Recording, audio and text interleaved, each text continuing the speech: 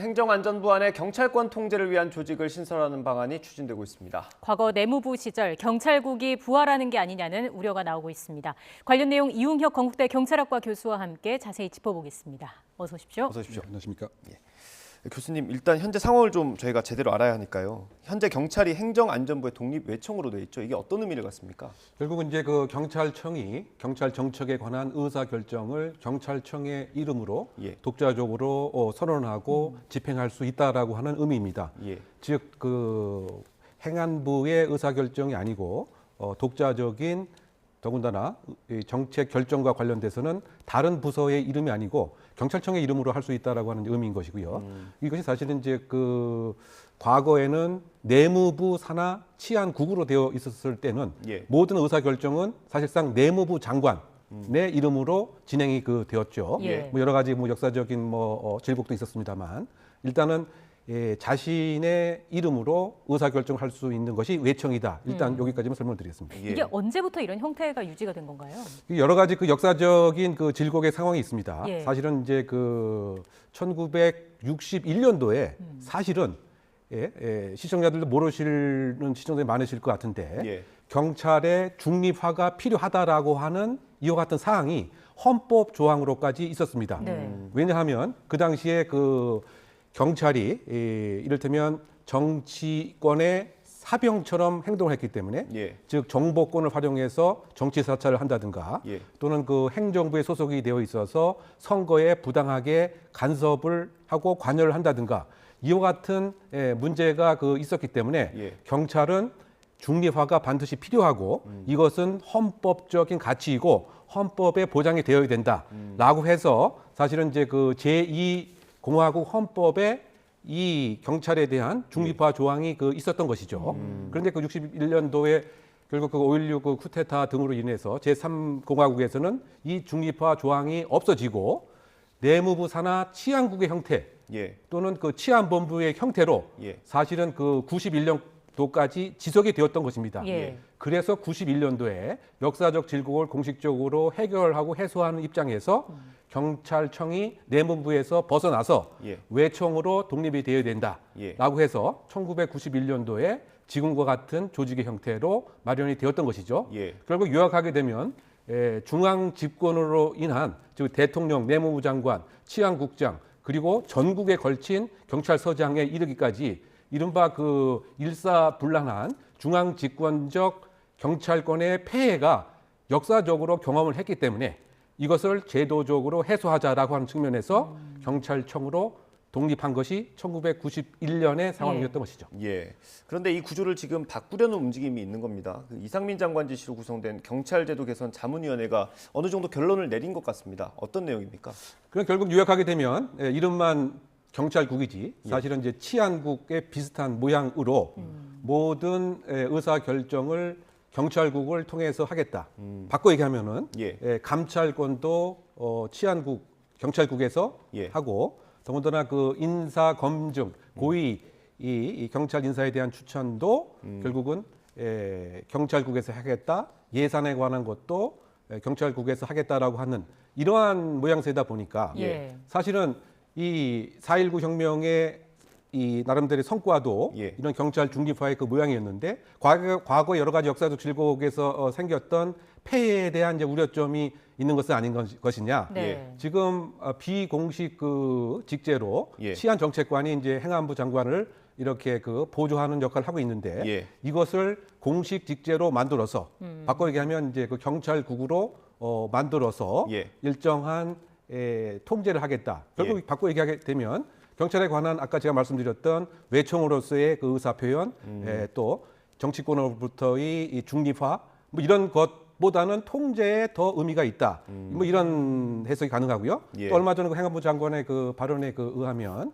왜 경찰만 독립을 해야 되는지 이해하지 못하겠다. 예. 그것은 제가 지금 말씀드린 한국 경찰의 역사적 질곡을 잘 이해하지 못한 그런 발언이 아닌가 생각이 됩니다. 네. 예. 그와 같은 여러 가지 이를테면 미세 조직처럼 세포 혈관처럼 우리나라 그 경찰 조직은 그 중앙에서부터 결국 대통령, 내무부 장관, 경찰국장, 경찰서장 또 집합출소장에까지 모세 혈관처럼 이렇게 그 일사불란한 중앙 명령적 계통을 이주했기 때문에 예. 사실은 여러 가지 입장에서 조금만 충성을 다하려고 하는 모습을 보게 되면 여러 가지 모습이 정치적인 왜곡의 현상, 또 인권에 대한 사찰의 모습 등으로 우리는 수십 년 동안 이 관찰을 해왔죠. 따라서 다른 이 공무원보다 경찰의 중립성이 더 보장이 되고 요구가 되었던 탓에 이것이 헌법 조항까지 사실은 나타났던 것입니다. 어떤 측면에서 보면 경찰의 중립화라고 하는 것은 이 헌법 정신의 한 부분이었다라고 하는 점을 부인할 수 없는 것은 아닌가 생각합니다. 이렇게 경찰국을 신설하겠다라는 것, 이런 방향을 설정한 데에는 결국 경찰의 권한이 너무 비대해지는 것을 좀 통제하겠다 이런 의미가 있다고 보면 되겠습니까? 지금 명목적인 이유는 아무래도 이른바 그 검수완박이라고 하는 이제 그 검찰의 그 수사 권한의 상당 부분이 경찰로 이관되어 왔고 또 이른바 안보 유해 사범이라고 하는 대공 수사권 역시 내년부터는 이 경찰이 담당하게 됨으로 인해서 혹시 있을 수도 있는 이 권한 남용, 오남용의 우려를 제도적으로 뭐 통제하겠다 뭐 이런 취지인 것 같습니다. 그 취지 자체는 상당 부분 동감이 가고 이해할 만하지만 그것이 굳이 행정안전부 장관을 통해서 할 필요가 있느냐. 결국 그 시민에 의한 민주 통제가 더 필요한 것이고 또 어떤 다른 측면에서 한국 경찰의 가장 큰 현재 그 문제점은 너무 많은 통제를 받고 있는 것이 가장 큰 문제라고 오히려 생각합니다. 바꿔 얘기하면 행안부 장관이 어떻게 경찰이 엄정한 공권력을 행사할 수 있을지 지원을 해주고 보강을 해주는 것에 많은 관심을 가져야 될 필요가 있지 않느냐. 그렇지 않으면 지금 그 시민들이 그 경찰에게 여러 가지 신변 안전 보호를 함에도 불구하고 현장에서는 경찰이 위축이 돼서 제대로 된 무기 사용도 못하고 제대로 된 물리력도 사용 못합니다. 왜냐? 결국은 나중에 문제가 됐을 때 민사적 책임, 징계 책임, 또 형사법적 책임은 개인이 다 지기 때문에 그래서 이와 같은 그 문제는 고스란히 시민에 대한 안전에 대한 위협, 시민에 대한 폐해로 지금 돌아가게 되는 형태입니다. 그렇다고 그 봤을 때는 조금 더 물리적인 또 법적인 이런 보강을 할 수 있는 것으로서 논의와 통제, 논의가 맞춰줘야지 너무 많은 지금 그 통제다 보니까 경찰이 거의 지금 현장에서는 그야말로 무력화되어 있는 이런 문제가 있지 않는가 생각됩니다. 그렇다고 해서 뭐 경찰의 통제가 중요하지 않다라고 하는 차원은 아니고요. 지금 여러 가지 그 차원에서 통제가 사실 현장에서는 너무 통제가 많아서 제대로 자신의 현장 판단대로 공권력을 집행하지 못하겠다. 이와 같은 이제 호소가 있는데 이 호소가 제대로 그 전달되지 않고 오직 통제만을 하고 있기 때문에 현장의 그 불만 자체는 지금 예상하고 있는 것보다 상당히 크지 않나 평가해 봅니다. 말씀하신 것처럼 경찰 내부 반발하는 분위기가 좀 있는 것 같고요. 시민단체들도 좀 비판하는 그 목소리를 내고 있고요. 정확히 어떤 점을 우려하고 있다 이렇게 볼 수 있습니까? 그러니까 시민단체에서 이제 우려를 말씀하시는 거죠? 아무래도 이제 그 권한 자체가 상당히 그 많다 보면 사실은 일정한 그 기준에 대해서 오남용을 할 수 있는 뭐 우려가 있지 않느냐에서부터 뭐 수사권에 관한 것도 주체적으로 수사 종결을 할 수 있기 때문에 과거에서는 이것 검찰이 들여다볼 수 있는 기회도 있었지만 이것이 그 부족한 것은 아니냐 이런 이제 그 시민단체와 또는 지금 그 인권에 대한 남용에 대해서 이제 우려를 이제 얘기할 수 있지만 또 다른 그 시민단체의 그 우려는 이것은 그 어떻게 본다면 이 정권의 친화적인 경찰이 될 가능성도 있는 것은 아니냐. 지금처럼 예를 들면 이제 그 경찰국 밑으로 그 들어가게 되면 말이죠. 또 이번에 이제 그 고위 간부에 대한 이른바 면접 아닌 면접이 그 이루어졌다라고 하는 것도 논란이 되고 있는데 이거 상당히 그 이례적인 것이죠. 결국은 지금과 같은 경찰국 산하의 이른바 그 변형된 형태를 만들므로써 충성을 담보하고 충성 서약을 점검하는 혹시 그런 상태의 면접은 아니었느냐라고 하는 또 비평적인 그 시각도 그 있습니다. 그 왜냐하면 이제 그 지금 일부 그 인사들은 그야말로 6개월, 1년 사이에 초고속 승진을 했단 말이죠. 그러면 그 초고속 승진에 대한 나름대로의 일정한 또 충성에 대한 결과물도 보여줘야 되지 않겠습니까? 그것이 아마 지금 그 경찰국 이른바 신설에 대한 뭐 적극적인 동의라든가 막 이러한 것으로 변질되지 않을까라고 하는 우려가 있고요. 그러다 보니까 그 현장에서는 아니 경찰 그 지금 지휘부가 아무 소리 못 하고 있는 것은 이거 도대체 문제가 있는 것은 아니냐. 계급이 높고 책임을 주어진 것은 경찰 전체의 의견을 표명하라고 하는 것인데 지금 혹시 그 승진에 무엇인가 달콤한 유혹에 빠진 것은 아니냐.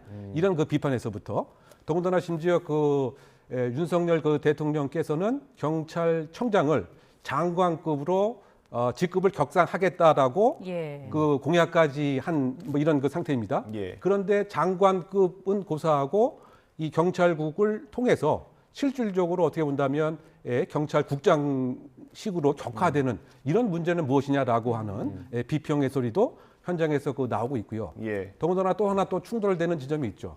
지금 그 정부에서 지방자치 경찰을 강화하겠다. 네. 이제 이런 선언을 했는데 지금 그 행안부 장관의 여러 가지 지금 경찰국을 통한 이런 중앙 권력을 강화한다고 한다면 지금 얘기했던 지방자치 경찰의 강화하고는 또 역시 상충되는 이런 그 문제가 그 있기 때문에 예.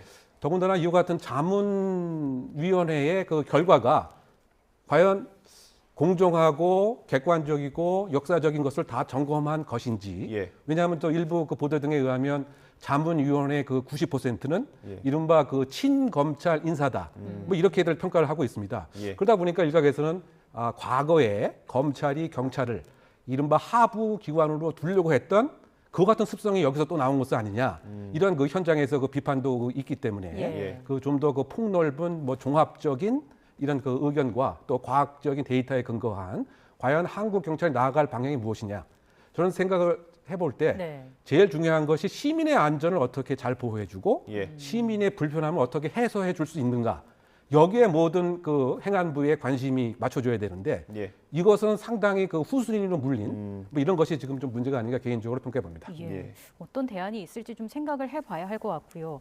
마지막으로 자문위원들의 그런 논의 내용이 구속력은 없는 거잖아요. 권고 사안인 거지 않습니까? 이걸 바탕으로 해서 이제 행안부가 방향을 정하게 될 텐데 구체적인 건 이달 말쯤 발표가 되는 거죠. 네, 뭐 이달 말에 나름대로 그 안이 그 나올 것 같고요. 지금 뭐 두 가지 지금 시각이 있는 것이 아닌가 생각이 듭니다. 지금처럼 이제 그 경찰국을 통한 뭐 통제, 또 다른 이제 방안은 지금 이미 통제할 수 있는 제도는 있습니다. 그것이 이른바 그 국가경찰위원회인데요. 예. 예. 국가경찰위원회에서 중립적인 입장에서 조금 더 실효적인 권한을 행사한다고 한다면 이런 그 통제의 모습도 해결될 수 있는 것은 아닌가 이렇게 평가를 할 수 있는데 다만 또 문제가 되는 것은 현재 그 경찰위원회의 위원들이 7명인데 거의 평균 한 1년 8개월, 2년 가까이 이제 임기가 남았습니다. 예. 그러다 보니까 사실은 이것에 있어서 여러 가지 새로운 정부의 철학이라든가 치안에 대한 기조하고 또 상충되는 면도 있었죠.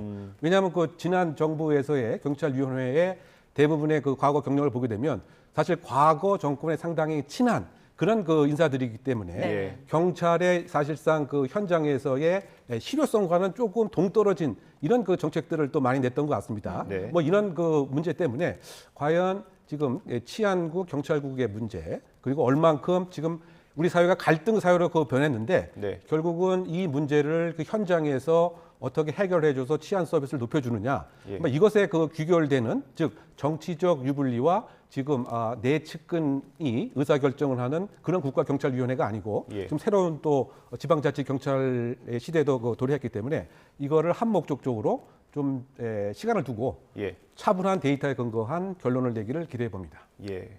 앞으로 행안부 논의 내용을 좀 더 지켜보고요. 또 장관이 어떤 판단을 내릴지도 좀 상황을 지켜보겠습니다. 오늘 말씀 여기까지 듣겠습니다. 이웅혁 건국대 경찰학과 교수였습니다. 고맙습니다. 고맙습니다.